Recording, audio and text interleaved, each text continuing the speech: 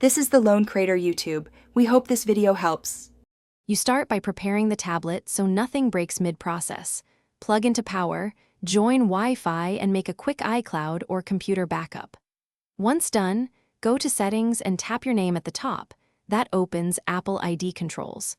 Make sure you know the Apple ID password or device passcode because the next action asks for it. Then tap Sign Out at the bottom.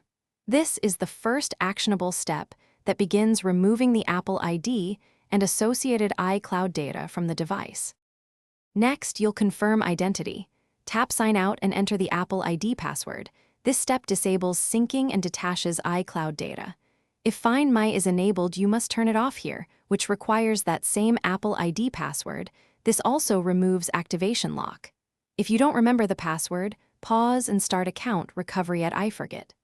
Apple.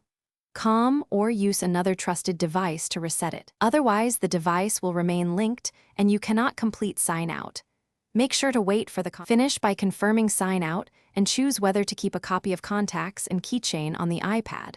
Most users select delete to fully remove the account. Once signed out, you can optionally go to General right arrow reset, right arrow, erase all content and settings to prepare the tablet for a new Apple ID. If you hit activation lock, or cannot reset because the Apple ID is unknown, contact Apple support and provide proof of purchase. This single troubleshooting step resolves most locked account scenarios. Thanks for watching. Consider subscribing if we helped you.